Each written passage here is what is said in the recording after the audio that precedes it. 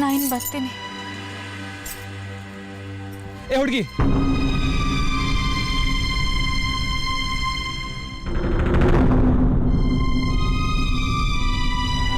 ಬಾಯ್ಲಿ.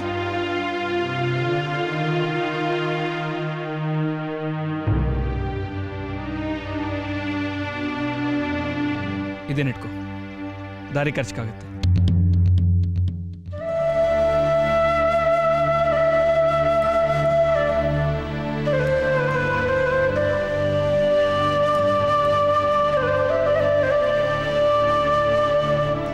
ಏನ್ ನೋಡ್ತಿದ್ಯಾ?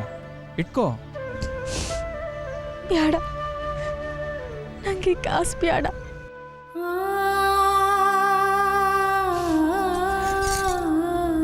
ನೀವು ನಂಗಾಗಲೇ ಉಪಕಾರ ಮಾಡೀವ್ರಿ.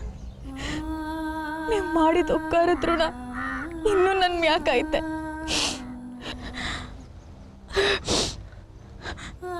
ಈ ಕಾಸನ್ನ ನಿಮ್ಮಪ್ಪ ಅವ್ರಿಗೆ ಕೊಟ್ಬಿಡಿ. ಅವ್ರು ಸ್ಯಾನೆ ದೊಡ್ಡ ಮನ್ಸರು.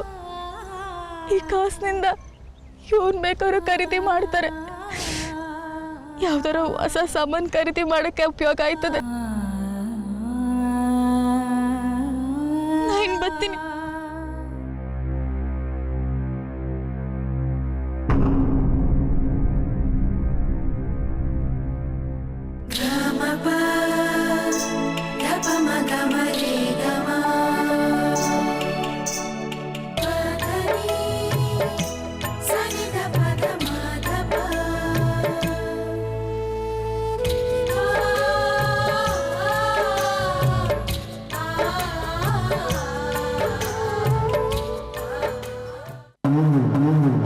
ಪಿಂಡ್ಗಳ ಸಿಕ್ಲಿಲ್ಲ ಅಂತ ಹೇಳೋದಿಕ್ಕೆ ನಾಚಿಕೆ ಆಗಲ್ವನೇ ನಿಮ್ಗೆ?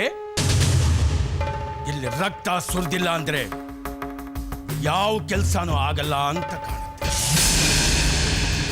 ಈ ನೀಲಕಂಠರಾವ್ ಏನು ಅಂತ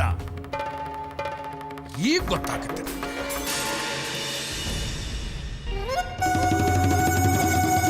ಓಹೋ, ಕಿತ್ತೂರು ರಾಣಿ ಚೆನ್ನಮ್ಮ. ಬರ್ಬೇಕು, ಬನ್ನಿ. ನಿಮಗೆ ಪಟ್ಟಾಭಿಷೇಕ ಮಾಡಬೇಕು ಅನ್ಕೊಂಡಿದ್ದೀನಿ. ಅದು ಯಜಮಾನ್ರೆ, ಅದು ನೀ ಇಟ್ಕೊಂಡು ಅವಳು ಹ್ಯಾಕ್ ತಪ್ಪಿಸ್ಕೊಂಡ್ಲು ಹೇಳು.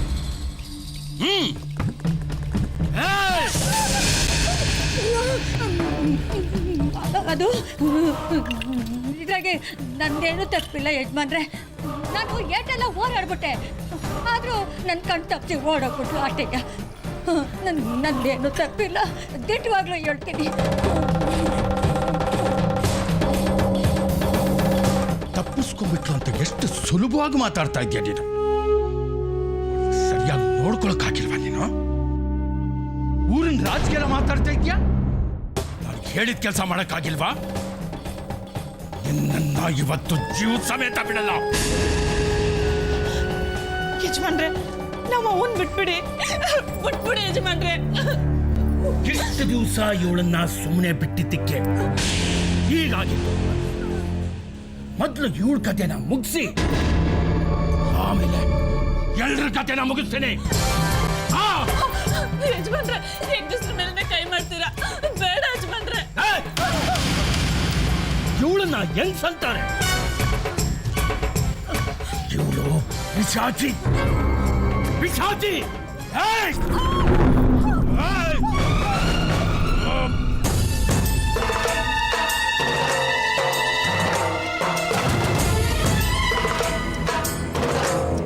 ಶ್ರೀಕಾಂತ,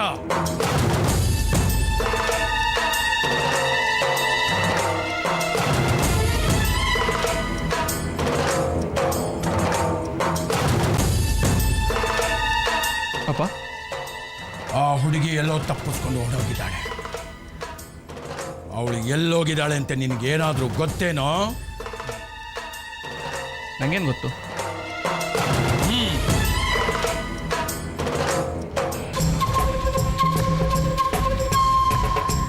ಆ ಹುಡುಗಿ ಎಲ್ಲೇ ಹೋಗಿದೆ. ಅವಳನ್ನ ನಾನು ಸುಮ್ಮನೆ ಬಿಡೋದಿಲ್ಲ. ಅವಳು ಹೊಟ್ಟೆಯಲ್ಲಿ ನನ್ನ ವಂಶದ ಕುಡಿ ಬೆಳೀತಾ ಇದೆ. ಅವಳನ್ನ ಮಾತ್ರ ನಾನು ಸುಮ್ಮನೆ ಬಿಡೋದಿಲ್ಲ.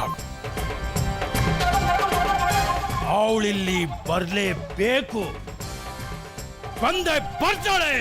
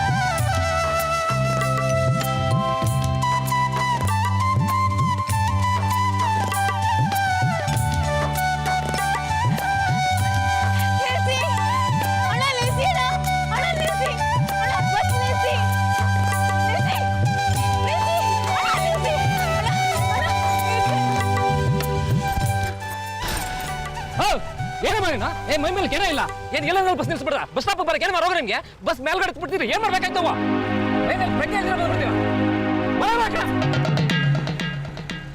ಅಣ್ಣ ಸಮಸ್ಬಿಡಿ ಅಣ್ಣ ನಾವು ಊರಿಗೆ ಹೊಂಟೀವ್ನಿ ದಯವಿಟ್ಟಣ್ಣ ಹತ್ತಿಸ್ಕೊಳ್ಳಿ ಅಣ್ಣ. ಸರಿ ಸರಿ ಬತ್ತವ ಇರಪ್ಪ ಒಂದು ನಿಮಿಷ ಬಾ ಬಾ ಬಾ ಬಾ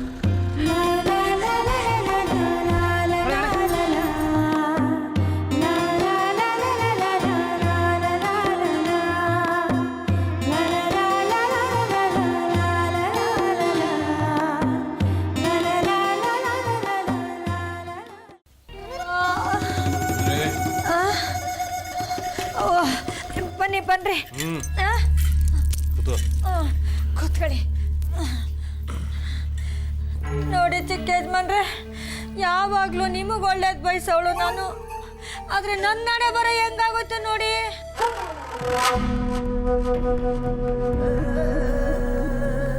ಸತ್ಯಕ್ಕಾಗಿ ಜೀವ ಕೊಡೋದಕ್ಕೆ ತ್ಯಾಗ ಅಂತಾರೆ. ಆ ಥರ ತ್ಯಾಗ ಮಾಡಿ ಹೀಗೆ ಸಾವಿಗೆ ಹೆದರ್ತಾ ಕೂತ್ಕೋಬಾರ್ದು. ನೀನು ಒಳ್ಳೆ ಕೆಲಸನೇ ಮಾಡಿದ್ಯಾ, ನನಗೆ ತುಂಬ ಖುಷಿಯಾಗಿದೆ. ದೊಡ್ಡ ಯಜಮಾನ್ರು ಆ ಹುಡುಗಿನ ಹುಷಾರಾಗಿ ನೋಡ್ಕೊಂತ ನಂಗೆ ಹೇಳಿದ್ರು ಚಿಕ್ಕ ಸಾವುಕಾರ್ರೆ. ಕಣ್ಣಾಗ ಕಣ್ಣಿಟ್ಕೊಂಡು ನೋಡ್ಕೊಂಡ್ರು ನನ್ನ ಕಣ್ಣಾಗ ಮಣ್ಣು ಹಚ್ಚಿಟ್ಟು ಹೋಗ್ಬಿಟ್ಲಲ್ಲ. ಒಳ್ಳೇದೇ ಆಯಿತು ಬಿಡು. ಅಪ್ಪನ ಕೆಲಸ ಹಾಳು ಮಾಡಿದ್ರೇ ನಾನು ಜಮೀನ್ದಾರ ಆಗೋಕ್ಕಾಗೋದು.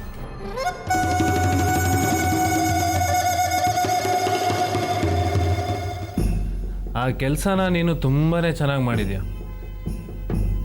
ಇಷ್ಟೆಲ್ಲ ಮೈಕೈ ನೋಯಿಸ್ಕೊಂಡು ಆ ಹುಡುಗಿನ ಓಡಿಸಿದ್ಯಲ್ಲ, ತುಂಬ ಒಳ್ಳೆ ಪ್ಲ್ಯಾನ್ ಮಾಡಿದ್ಯಾ. ಆ ದೇವರಿಗೂ ನಿನ್ನ ಮೇಲೆ ಅನುಮಾನ ಬರಲ್ಲ ಬಿಡು.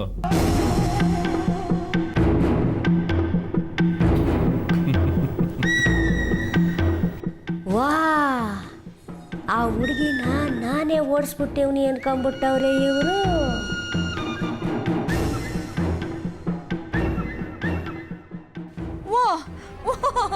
ನಿಮಗೆ ಮಾತು ಕೊಟ್ಬಿಟ್ಟಿದ್ನಲ್ಲ ಆ ಹುಡುಗಿನ ಓಡಿಸ್ಬಿಡ್ತೀನಿ ಅಂತ.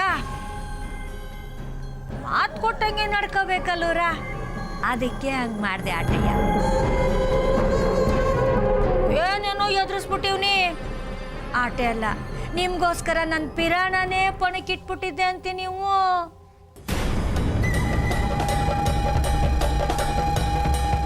ಹೌದು, ಆ ಹುಡುಗಿ ಇವಾಗೇನೋ ಓಡೋಗಿದ್ದಾಳೆ. ಅವಳು ಮತ್ತೆ ವಾಪಸ್ ಬರಲ್ಲ ತಾನೇ? ಅಯ್ಯೋ ಇದೇನು ಚಿಕ್ಕ ಸಾವುಕಾರ ಹಿಂಗೆ ಕೇಳ್ತೀರಿ? ಅವಳನ್ನ ಯಾರು ಮತ್ತೆ ಕರ್ಕೊಬರ್ತಾರೆ? ಇಷ್ಟೊತ್ತಿಗೆ ದೂರ ಸಾನಿ ದೂರ ಹೋಗ್ಬಿಟ್ಟಿರ್ತಾಳೆ.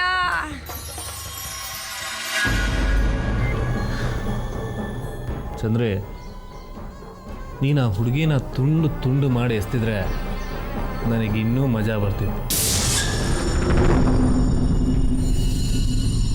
ಹೋಗ್ಲಿ ಬಿಡು. ಆದರೆ ಒಂದು ಮಾತು ನೆನಪಲ್ಲಿಟ್ಕೋ, ಇಲ್ಲಿ ನಡೆದಿರೋದು ಯಾವುದು ಅಪ್ಪಂಗೆ ಗೊತ್ತಾಗಬಾರ್ದು. ಗೊತ್ತಾದರೆ ಅವರು ಏನು ಮಾಡ್ತಾರೆ ಅಂತ ನಿಂಗೆ ಗೊತ್ತಿದೆಯಲ್ವಾ? ದಿಟ, ನೀವು ಹೇಳೋದು ದಿಟ. ಅದಕ್ಕೋಸ್ಕರ ನೀವು ಯಾಕೆ ತಲೆ ಕೆಡಿಸ್ಕೊತೀರಿ? ಚಿಕ್ಕ ಸಾವುಕಾರೆ, ದೊಡ್ಡ ಸಾವುಕಾರನ ಹೊಲಿಸ್ಕೊಳ್ಳೋಕ್ಕೆ ಇದು ಸರಿಯಾದ ಟೇಮು. ಈಗ ಅವ್ರಿಗೇನು ಬೇಕು ಹೇಳಿ? ಮೊಮ್ಮಗ. ಏಳಲ್ದಿದ್ರೆ ಇನ್ನೊಬ್ಳು ಮೊಮ್ಮಗನ ನೀವೇ ಕೊಟ್ಬಿಡಿ. ಅಲ್ಲ, ನೀವು ಯಾವ್ದ್ರ ಕಮ್ಮಿ ಆಗಿದ್ದೀರಿ ಹೇಳಿ? ರಾಜ್ಕುಮಾರ್ ಇದ್ದಂಗಿದ್ದೀರಿ ಅಲ್ವೇ? ಚಂದ್ರಿ, ಯಾಕೆ ಸುಮ್ಮನೆ ಒಟ ಒಟ ಅಂತ ಇರ್ತೀಯ?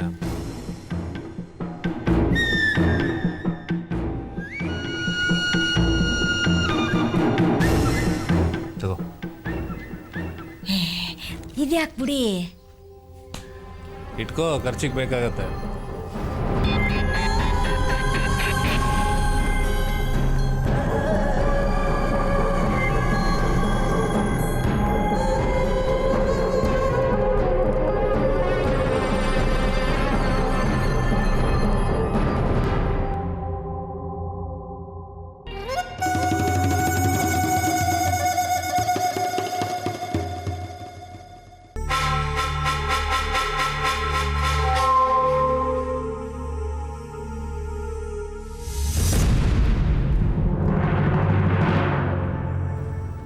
ಬರಕ್ಕೆ ಹೇಳಿದ್ರಪ್ಪ?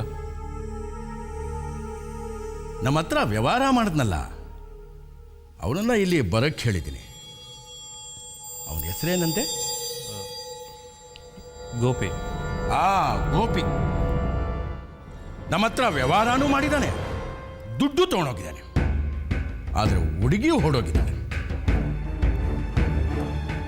ಅವಳನ್ನ ಹುಡುಕೋದು ಅವನಿಗಷ್ಟು ಕಷ್ಟ ಅಲ್ಲ ಅಂತ ಕಾಣಿಸುತ್ತೆ. ಹುಡುಕೊಂಬರ್ತಾನೆ, ನೋಡೋಣ ಅವಳು ಎಲ್ಲಿಗೆ ಹೋಗಿದ್ದಾಳೆ ಅಂತ. ಅಪ್ಪ, ಓಡ್ ಹೋದೋಳ್ನ ಮತ್ತೆ ಕರ್ಕೊಂಡು ಬರೋ ಅಗತ್ಯ ಏನು ಅಂತ? ನನ್ನ ವಂಶದ ಕುಡಿನ ಹೊಟ್ಟೆಲಿ ಇಟ್ಕೊಂಡು ಹೋಗಿದ್ದಾಳೆ. ಏನು ಅಗತ್ಯ ಇದೆ ಅಂತ ಕೇಳ್ತಿದ್ದಾಳೆ.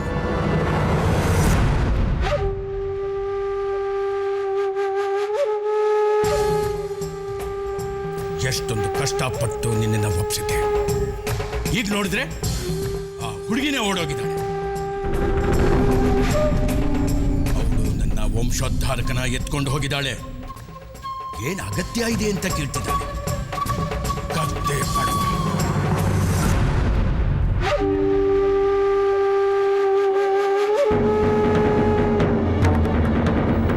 ನೀನು ಹೀಗೆ ಹೇಳೋದು ನೋಡಿದ್ರೆ ನನ್ಗೆ ಯಾಕೋ ಅನುಮಾನ ಬರ್ತಾ ಇದೆ.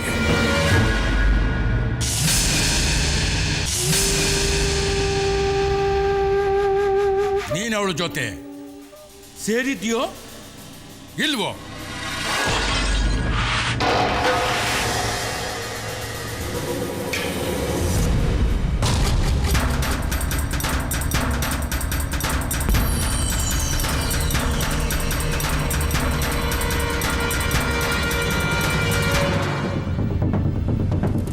ಶ್ರೀಕಾಂತ, ನಿಜ ಹೇಳು, ನನ್ನ ಹತ್ರ ಸುಳ್ಳು ಹೇಳಿದ್ಯಾ ನೀನು? ಏನಂದ್ರೆ? ಏನದು ಇದು?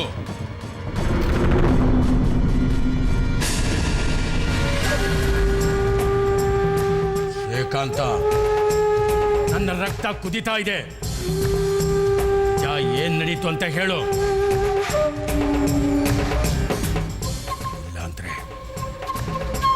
ಏನ್ ಮಾಡ್ತೀನಿ ನನಗೆ ಗೊತ್ತಿಲ್ಲ. ಏನ್ ನಡೀತು ಹೇಳೋ?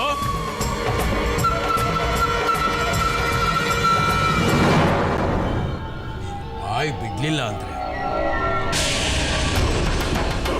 ಹೇಗ್ ಬಾಯಿ ಬಿಡಿಸ್ಬೇಕು ಅಂತ ನನಗೆ ಗೊತ್ತು. ಸತ್ಯ ಹೇಳೋದಕ್ಕೆ ಕೊನೆಯ ಅವಕಾಶ ಕೊಡ್ತಾ ಇದ್ದೀನಿ. ಇಲ್ಲ ಅಂದ್ರೆ ಈ ಬಂದೂಕಿನ ಗುಂಡು ಎದೆಳ್ಸಿಡುತ್ತೆ.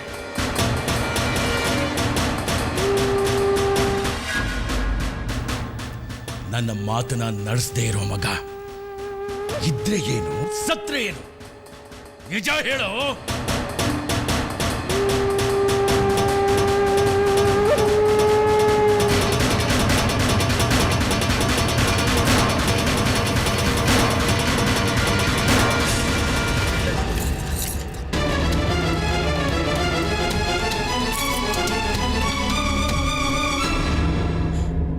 ಯಾಕೆ ಹೀಗೆ ಮಾಡ್ತಿದ್ದೀರಾ?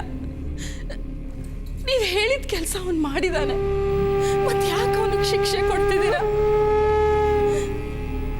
ನೀವು ಸುಮ್ಮನೆ ಅನುಮಾನ ಪಡ್ತಿದ್ದೀರಾ.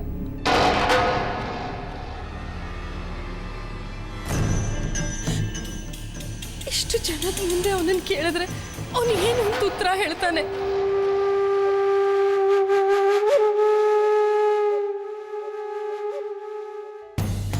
ಪದೇ ಪದೇ ಕೇಳ್ತಾರ. ನೀವು ಸಿಟ್ಟು ಮಾಡ್ಕೋಬೇಡಿ, ಸಮಾಧಾನ ತಗೊಳ್ಳಿ. ನೋಡಿ, ಅವನು ಹೆಣ್ಮಕ್ಳನ್ನ ಎಷ್ಟು ಗೌರವಿಸ್ತಾನೆ ಅನ್ನೋದು ನಿಮಗೂ ಗೊತ್ತಿದೆ. ಸುತ್ತಲೂ ಮನೆಯವರೆಲ್ಲ ನಿಂತಿದ್ದೀವಿ, ಪದೇ ಪದೇ ಅದೇ ಪ್ರಶ್ನೆ ಕೇಳ್ತಾ ಇದ್ದೀರಾ. ಅದು ಅಲ್ಲದೆ ಅವನ ಹೆಂಡ್ತಿನೂ ನಿಂತಿದ್ದಾಳಲ್ಲಿ, ಅವಳಿಗೆಲ್ಲ ಕೇಳಿಸ್ತಾ ಇದೆ. ಅವಳ ಎದುರಿಗೆ ಇವನು ಏನು ಉತ್ತರ ಹೇಳ್ತಾನೆ?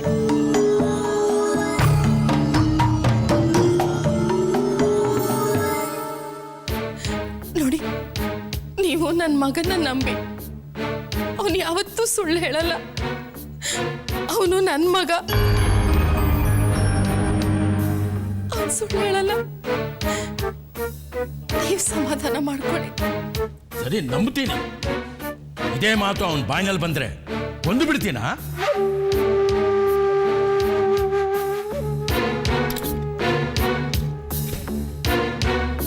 ಜಗದೀಶ,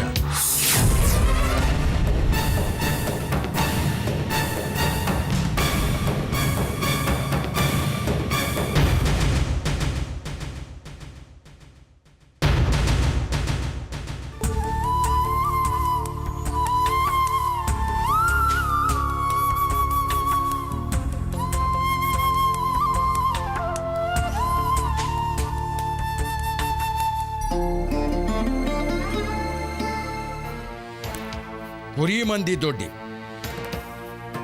ಆ ಊರವಳೇ ಇರಬೇಕು ಆ ಹುಡುಗಿ. ಅವಳು ಅಲ್ಲಿಗೆ ಹೋಗಿರ್ಬೇಕು ಅಂತ ಕಾಣುತ್ತೆ. ಡೌಟೇ ಇಲ್ಲ ದೊಡ್ಡ ಯಜಮಾನ್ರೆ, ಅವಳು ಇನ್ನೆಲ್ಲಿ ಹೋಯ್ತಾಳೆ? ಕುರಿ ಮಂದಿ ದೊಡ್ಡ ಬಿಟ್ರೆ ಅವಳಿಗೆ ಬೇರೆ ಎಲ್ಲೂ ರಿಲೇಷನ್ನೇ ಇಲ್ಲ, ಕನ್ಫರ್ಮು. ಅವಳನ್ನ ಇಲ್ಲಿ ಕರ್ಕೊಂಡು ಬರೋ ಜವಾಬ್ದಾರಿ ನಿಂದು.